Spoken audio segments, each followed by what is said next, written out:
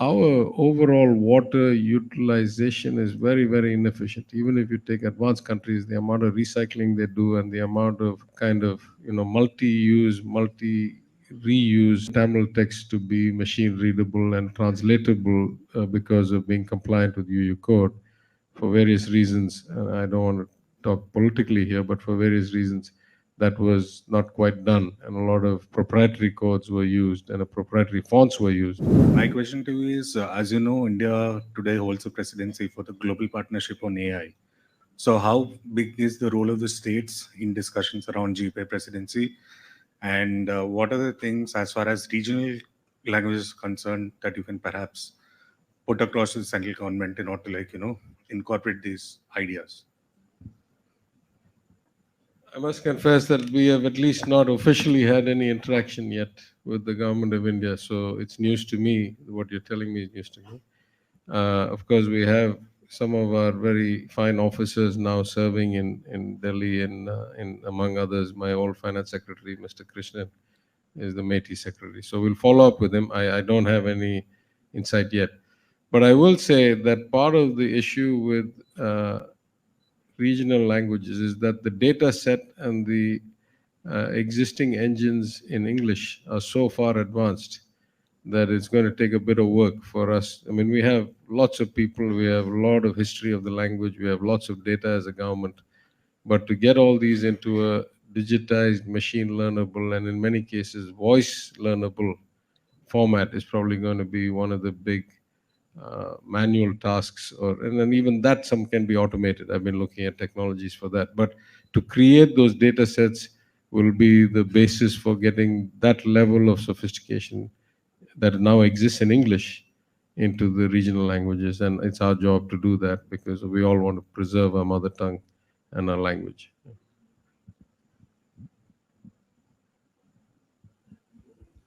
Hello, sir.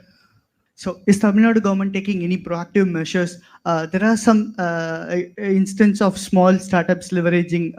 Also, there are challenges, concerns raised by the technologists. They say that the inscription or the the way the Tamil is in the internet, it is not easily be encoded into this machine language algorithms or what you call that in tokens. So, is Tamil Nadu government working on any of these areas?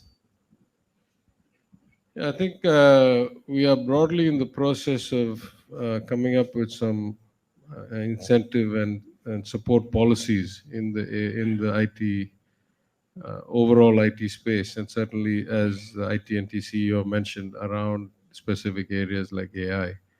Hopefully sooner rather than later. I must confess that the previous IT policy, which has been around for 5 years, has not had any takers. So something is clearly wrong in the way that our incentive policies were set up, despite the fact that we have seen phenomenal growth. As many of you know, last year, Chennai's office uptake was double the annual average of the last few years before that. So something is a bit off in the way we are setting up these policies. We'll figure out.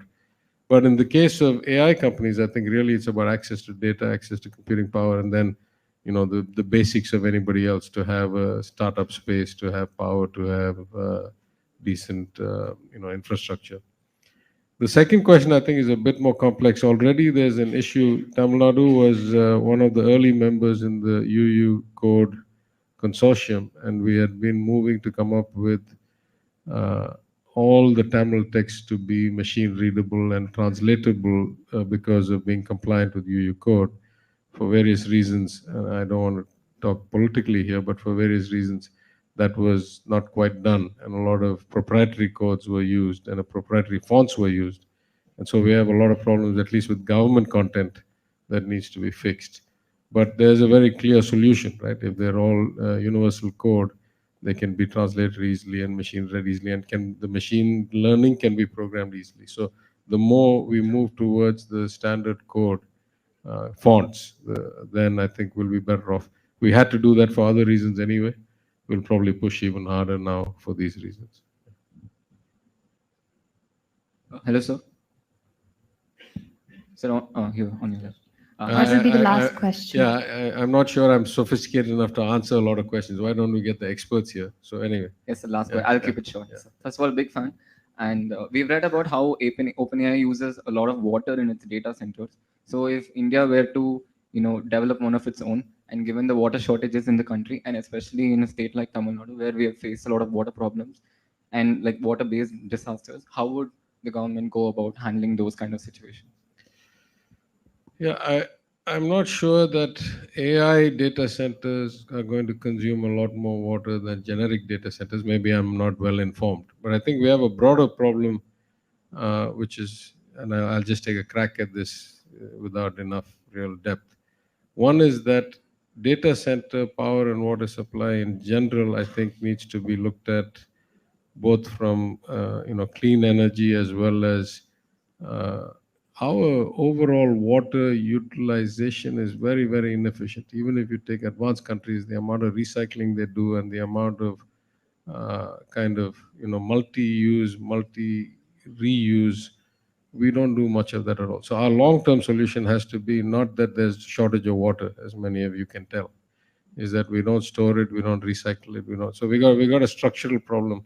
I'm not sure it's unique for data centers. Data centers, I think, is more important to us for other reasons. But I think the cooling technology also is changing quite a bit. I've started to see a lot more air cooled rather than water cooled, and there's some efficiencies in the design.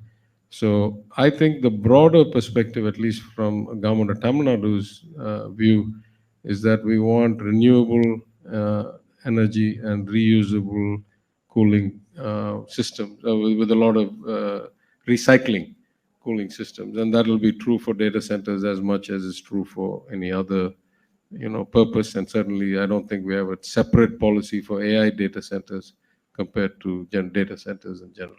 Hi, I'm Gopi Balasubramaniam. I'm a CEO of a German startup working on quantum computation. My question is, quantum computing is a deep tech technology, and as you know, Europe and other Western countries have export regulations and restrictions. How does India and Tamil Nadu plan to tackle this in this context? Thank you. I can only give you one instance because I don't know about India. Actually, I can say two things. One, the government of India has sponsored two quantum computing centers. I'm not sure that's actually buying computing power, but maybe to innovate around quantum computing. One has already been allocated to the Northeast. I'm in talks with the government of India to get the other one allocated to Tamil Nadu. Hopefully, they will. It's a natural, logical choice, but we will never know. The other aspect is that one of the countries that does particularly well in building quantum computers, as you may know, is Finland, because of their old engineering prowess and so forth. So actually, we are in discussions with them for a few months now.